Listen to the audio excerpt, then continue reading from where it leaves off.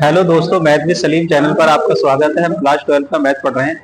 हमारा टॉपिक चल रहा है आंशिक भिन्नों से समाकलन। तो जिसमें 7n प्रश्नावली का तीसरे का डी सवाल लिखा हुआ है बोर्ड पे, इसे हम करेंगे। एक बात बताओ, ध्यान से सुनो। अगर हम एक्स स्क्वायर को टी मानते तो ऊपर 2x आना चाहिए।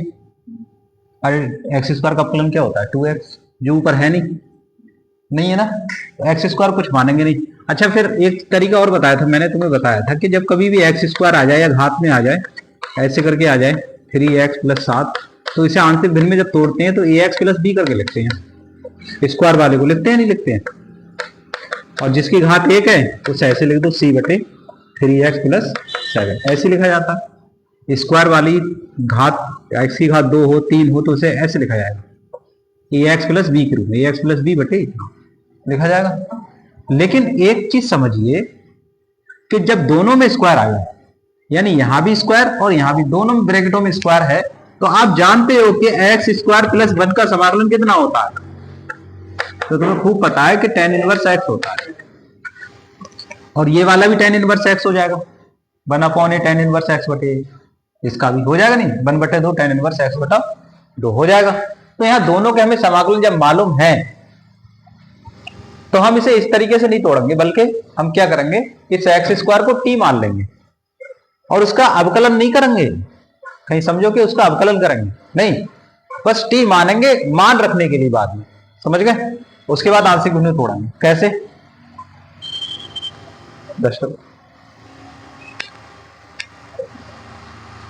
देखो, आंशिक भिन्न के लिए t मानना है, समाकलन करने के लिए t नहीं मान रहे।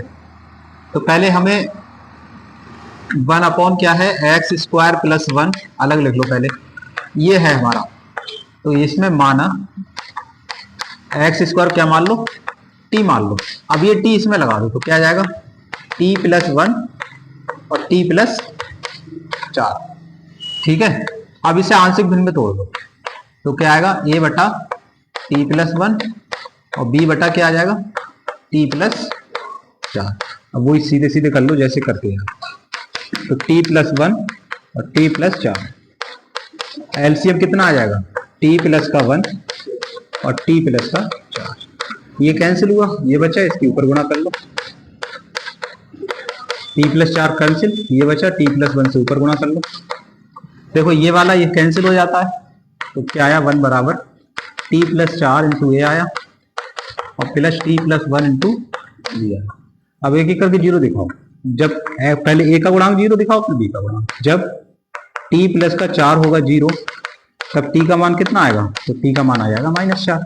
आएगा नहीं आएगा, रख दो इस मान। t + 4 0 रखोगे तो इसका मतलब a 0 हो गया ये पूरा, और t की जगह -4 रखोगे तो क्या आएगा यहाँ पे, -4 + 1 × b, यही आएगा। तो 1 बराबर -4 में से एक घटा कितना बचा, -3 × b। तो b कितना आएगा, -1/3 b आ गया ये। अब किसे 0 दिखाओगे, t + 1 को 0 दिखाओगे। जब t + 1 होगा 0, तब t का मान क्या आएगा, यहाँ पे बताओ, -1 आएगा। क्या आएगा, -1, इसमें -1 रख दो तो ये आएगा 1 बराबर, t + 1 0 रखोगे तो ये 0 हो जाएगा b, और यहाँ रखोगे -1 तो यहाँ आएगा -1 + 4 × a, और ये आएगा 0। तो 1 बराबर आ जाएगा 3a, a बराबर आ जाएगा 1/3। ठीक है, तो यहाँ पे a और b के आपको दोनों मान मिल गए। तो यहाँ a का जो मान मिला वो 1/3 मिला, तथा b का जो मान मिला तो -1/3 मिला। a और b के मान आप कहाँ रख दोगे, इस वाले में, तो आंशिक भिन्न आ गई। तो आंशिक भिन्न कितनी आ गई, आंशिक भिन्न आई 1/t + 1 और t + 4।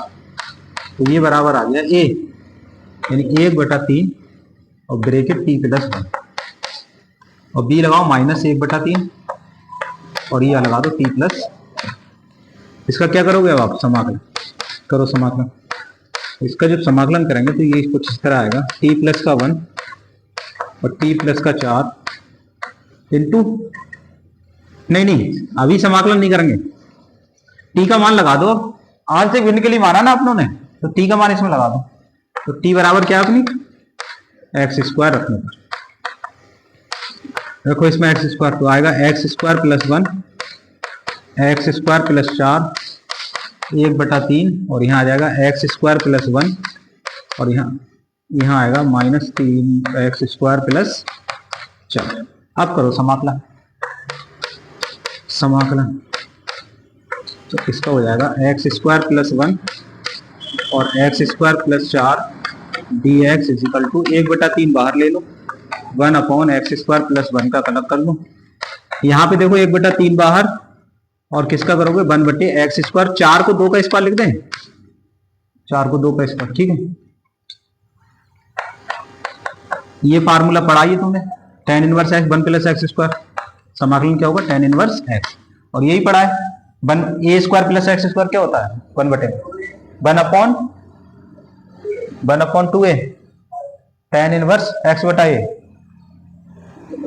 होता है 2a होता है 1/a होता है tan इनवर्स x बटा a का मतलब 2 plus c 1/3 tan inverse 1/2 3 6 tan inverse x बटा 2 प्लस c। आंसर मिलाओ किताब से।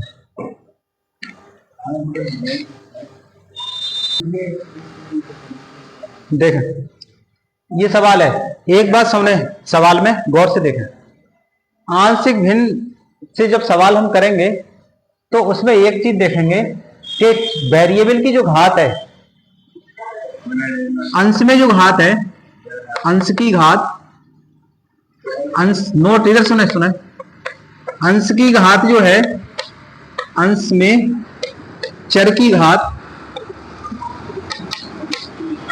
हर की घात, हर में चर की घात से, चर की घात से ना तो बराबर हो ना अधिक हो। समझ में आई बात? ना तो बराबर होना चाहिए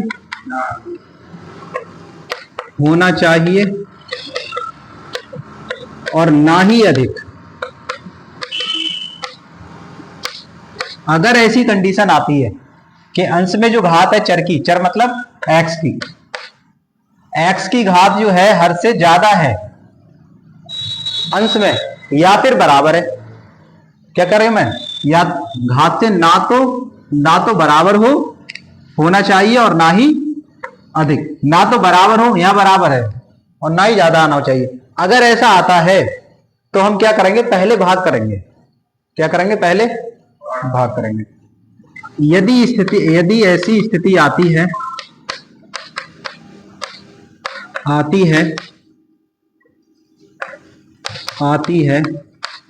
तब पहले भाग की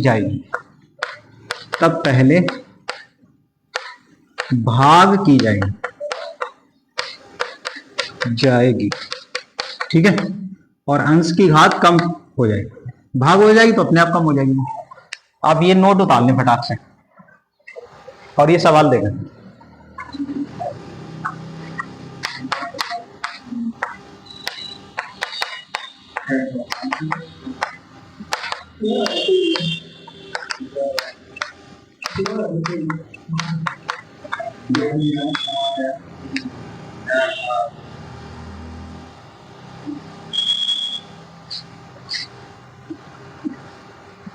अंश तथा हर में या क्या है, चर की घात बराबर है।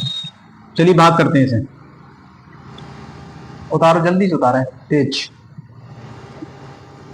तो देखो भाग कैसे की जाएगी, भाग करी तुमने हाई स्कूल में बहुपदों की, ऐसी करी जाएगी यहाँ पे, और ये x की घात 3 प्लस का 3, इससे भाग करी जाएगी।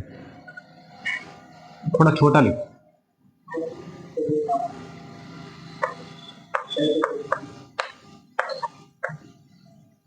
x³ प्लस का 3 करें भाग। तो कैसे भाग होगी बताओ, इधर देखें बोर्ड पे, बाहर देखो कितना जाएगा, हमें उतार लिया नहीं, हम मिटा लेंगे अभी। अब ध्यान सुना, यहाँ पे जब हम भाग देंगे तो हमें ये एक्स क्यू काटना है। एक्स क्यू क्या करना है? काटना। तो कितने बार जाएंगे यहाँ पे? एक से ही गुणा, एक से गुणा करो इससे इसकी, तो क्या आएगा यहाँ? X Q. फिर एक की गुणा किससे करेंगे? -3x। तो यहाँ क्या आएगा? -3x हो गया।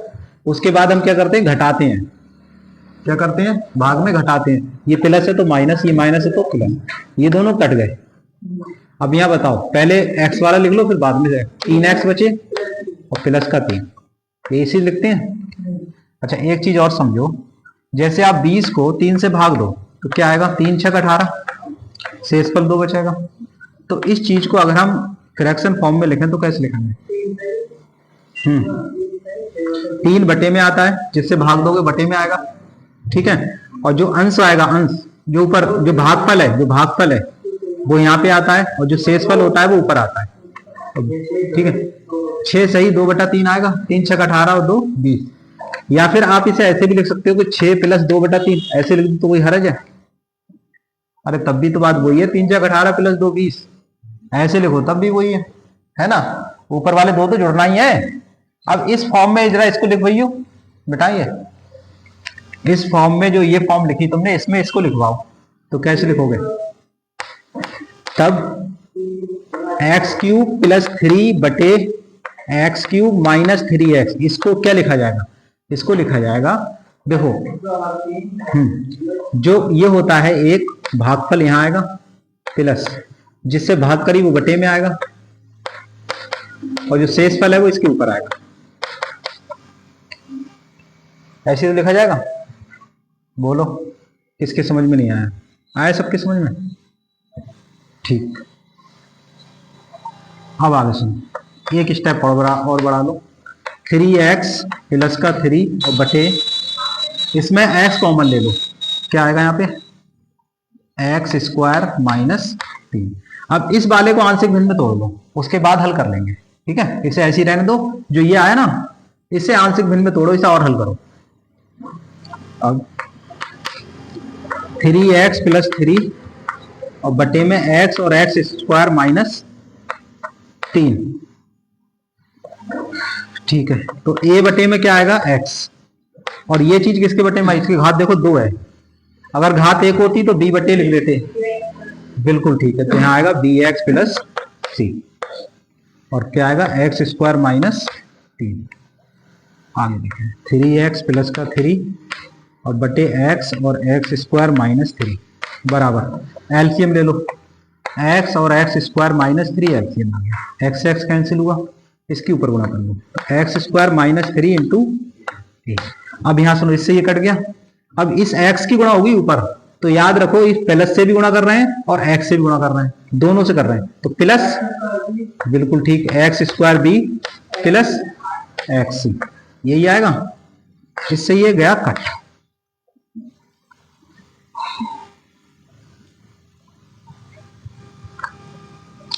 चलो अब गुणांकों की तुलना कर लो। इसमें कैसे की तुलना करेंगे?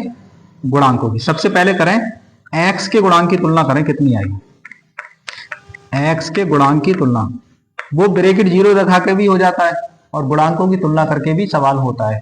तो यहाँ गुणांक की तुलना करो, तो x के गुणांक की क्या करोगे आप? तुलना दोनों तरफ कर दो।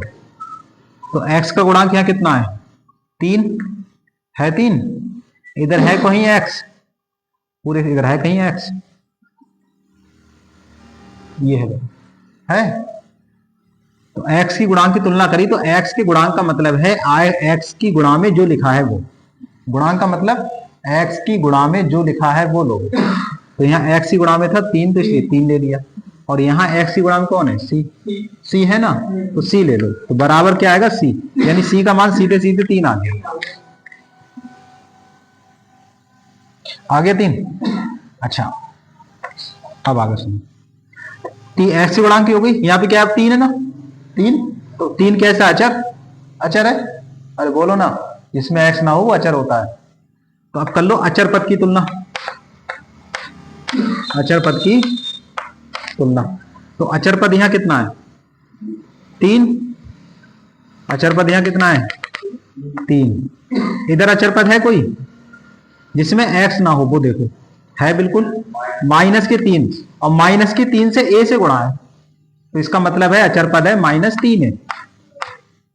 अचर पद कितना है? -3 है। तो ए कितना आएगा बताओ? 3 बटे -3, 3 से कट गया 3, ए की वैल्यू आ गई -1। समझ गए? अच्छा, ये हो गया, ये हो गया। इधर देखो अब एक्स स्क्वायर आ रहा है, तो एक्स स्क्वायर गुणांक की भी तुलना कर लो। एक्स स्क्वायर के गुणांक की क्या करेंगे आप? तुलना। तो एक्स स्क्वायर गुणांक देखो यहाँ कितना है, यहाँ पे कितना एक्स स्क्वायर है कतई? इधर वाले में एक्स स्क्वायर नहीं है, तो ये 0। इधर एक्स स्क्वायर है, लेकिन ए से गुणा है तो ए एक्स स्क्वायर आएगा। क्या आएगा? ए एक्स स्क्वायर। तो एक्स स्क्वायर का आगे क्या हो जाएगा? ए। समझ गए? इसका ए गुणांक, इस बी के आगे क्या? एक्स स्क्वायर गुणांक क्या है? बी। एक्स स्क्वायर की गुणा में कौन है? तो ये बी ले लो। अब मान लगा दो जिसका पता है तुम्हें। ए का पता है अपने को, -1 का बी निकाला, तो बी कितना आ जाएगा? 1 बराबर बी, यानी बी बराबर 1। इस तरीके से आपको तीनों मान मिल गए एबीसी के। ये मान कहां रखेंगे आप? यहां रखोगे समीकरण नंबर 1 में। रख दें? किधर आ जाएगा इतने बीच में?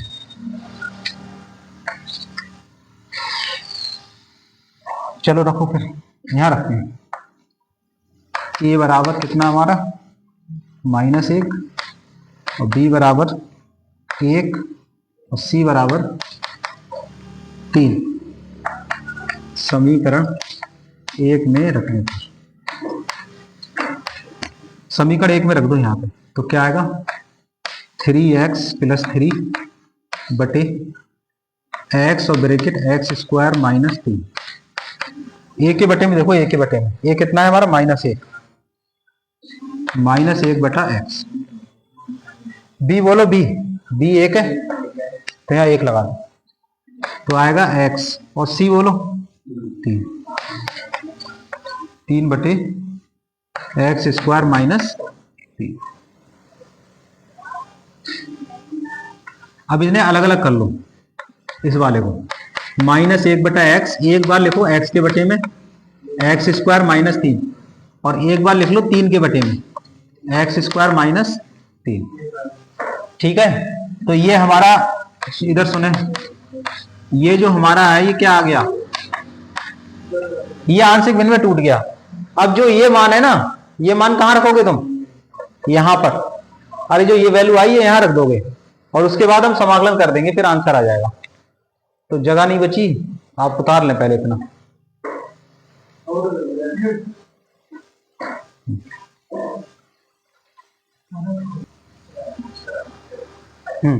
यहां आ जाएगा। यहां से देख रहे हैं,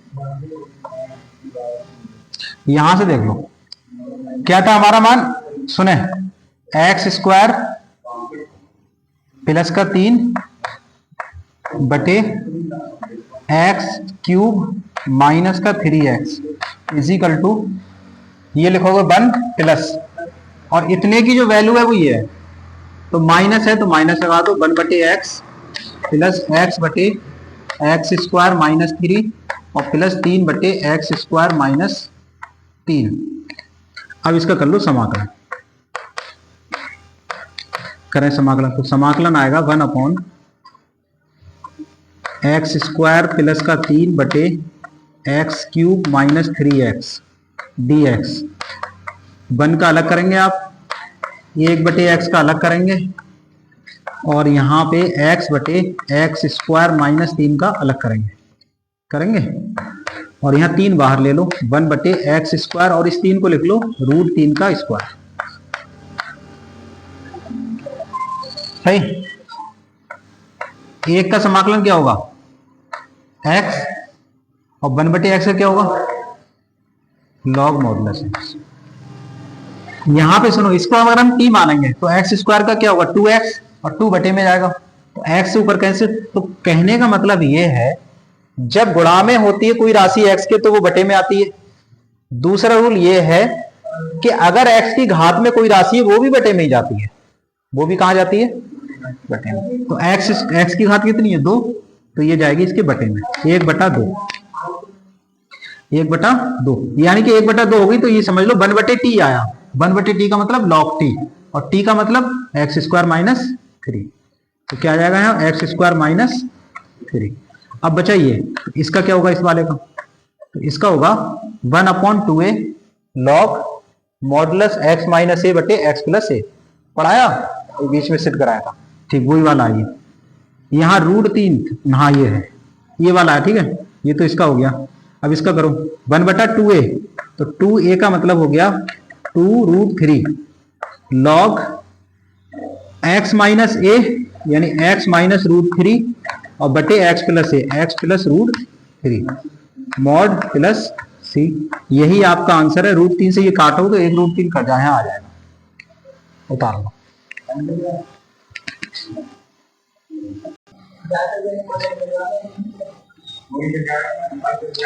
ये वाला सवाल देखें,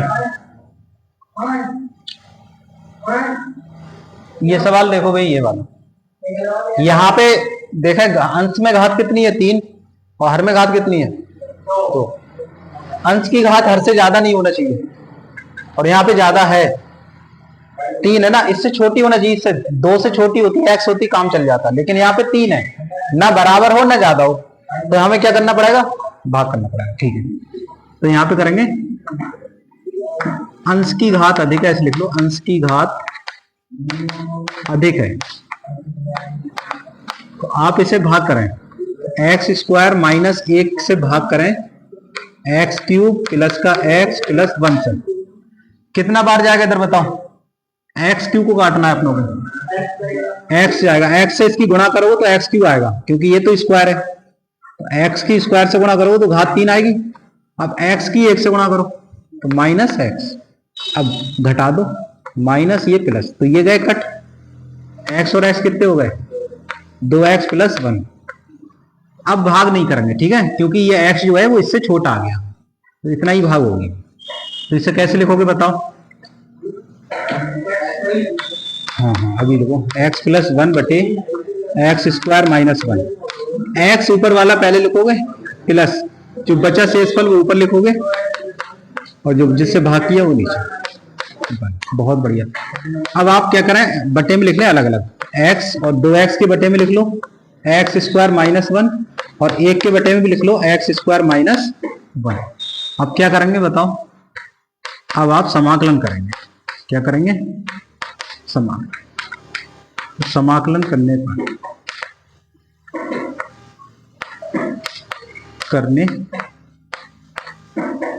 इसका समाकलन कर दो, तो ये समाकलन होगा x cube plus x plus 1 और बटे एक्स स्क्वायर माइनस 1 dx का। एक्स का समाकलन होगा, प्लस यहाँ पे 2 बाहर आ जाएगा, और समाकलन होगा एक्स बटे एक्स स्क्वायर माइनस 1 dx का, और प्लस 1 अपॉन आ जाएगा एक्स स्क्वायर माइनस यहाँ पे 1 का वर्ग, क्या हो जाएगा 1 का स्क्वायर। एक्स का कितना होता है, अब अभी बताया था बिल्कुल जस्ट, कैसे टी मानोगे तो ऊपर वाला आएगा, तो यहाँ एक्स की घात 2 है तो 2 बटे में आएगी, कहाँ आएगी बटे में, तो क्या आ जाएगा 1/2 और 1/t टी का यानी लॉग टी, तो लॉग एक्स स्क्वायर माइनस 1। इसका बताओ 1/2a, तो 2a का मतलब 1 लॉग मॉड x माइनस 1 बटे एक्स प्लस सी, ठीक है, 2 से ये 2 कैंसिल, तो फाइनल आंसर एक्स स्क्वायर बटा 2 plus log modulus x square minus 1 plus 1/2 log x minus 1 बटे एक्स प्लस 1। ठीक है, यहाँ पे जो सूत्र लग रहा है वो ये लग रहा है, आपको पता होना चाहिए, ठीक है, ये सूत्र लग रहा है 1/2a log mod x minus A बटे एक्स प्लस, जो कि हमने सिद्ध कराया था, और integration 1/a square minus x square आए तो ये होता है 1/2a लॉग, ऊपर होता है a प्लस एक्स और बटे a माइनस एक्स। ये 2 सूत्र पाए थे।